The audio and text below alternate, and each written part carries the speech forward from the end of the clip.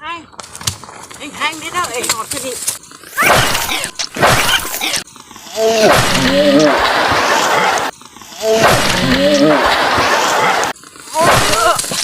ôi tาย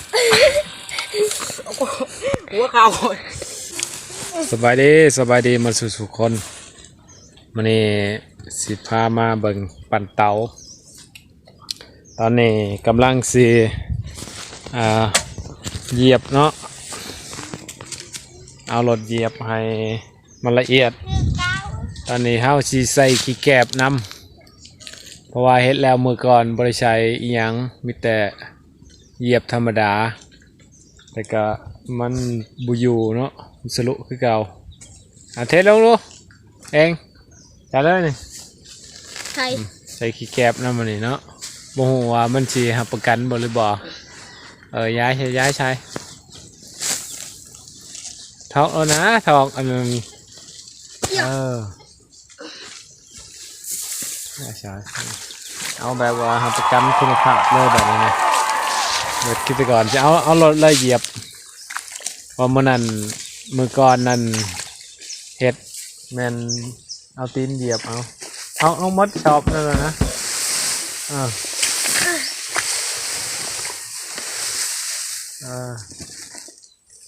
แต่กว่าสิหลายพอดหรือบ่เนาะเอาลงอีกบ่เอาลงอีกชอบนี่ก็มันหลายแล้วก็เอาดินเขาอีกใส่เต็มที่เลยงานย้ายใช่ไหมเอาแบบคุณภาพเลยเอาบาดีกาซีเอารถเหยียบให้มันละเอียด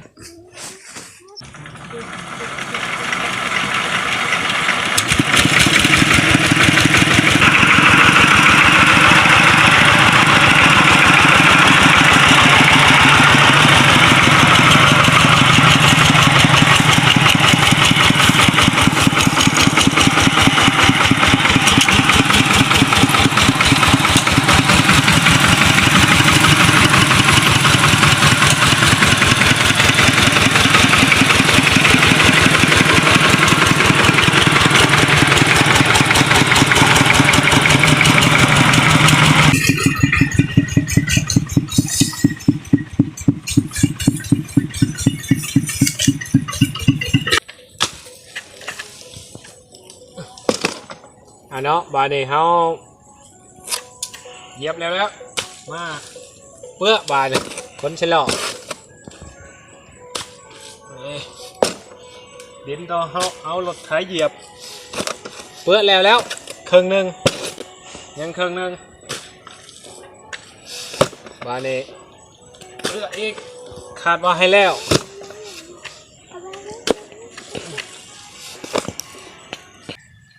ชวดนี่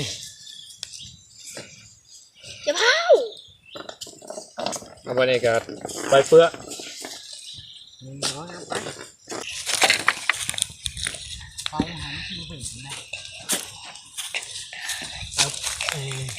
เนี่ยบุ้ม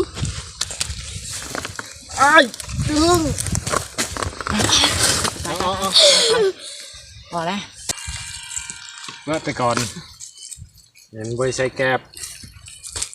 บ้านนี้ใช้แกบใช้ขี้ชาย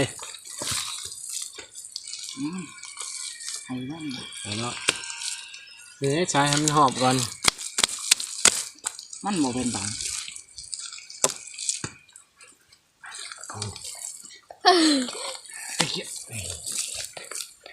อย่า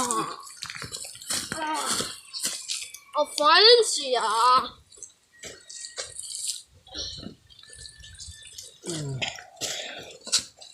จะไม่ถึงกันแล้วนั่นอันนี้ผีแขวเขา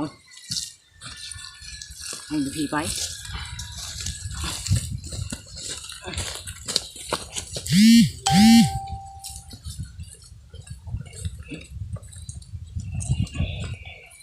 เลือดอีเช้ามันจะเป็นเพนยังโมแหล่สุดทำอะไรยังโมแล้วก็บ้านนี้คือเราเชื่อว่าไว้เลยไว้ยังดีเลยเราหน่อยไว้ ดินเหลือแล้ว เรื่อยจนว่า เลือกกันดีอันนี้ก็คิดเหตุอะไรอันนี้ก็ เราโดย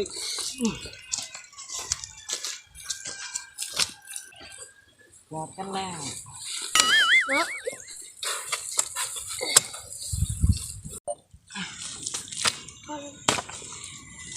ยังไม่หลอกดี โอ้สติแห้งแห้งนิดเดียวเองหอดแค่นี้ โอ้โหเหียเลยฮะตอนนี้ โอ้ย กูชักแห้งเลยดิ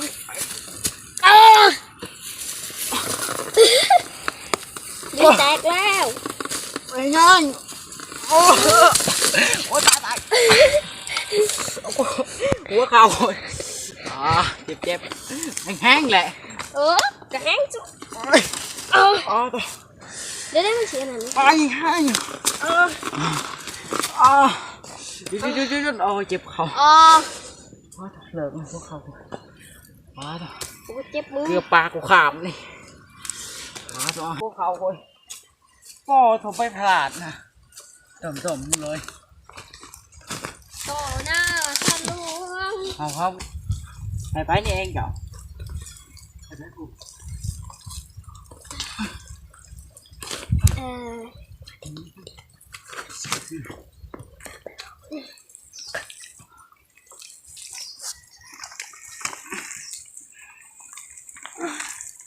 ไปก็บ่ไปหัดคิดกันเนาะ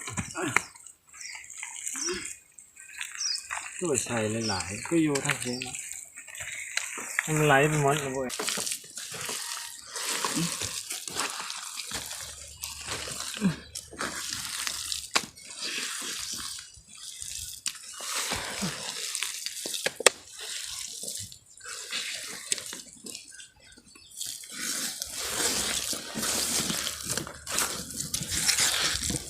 จอยจับกับเพื่อหอบไปทั้งคุณเนี่ย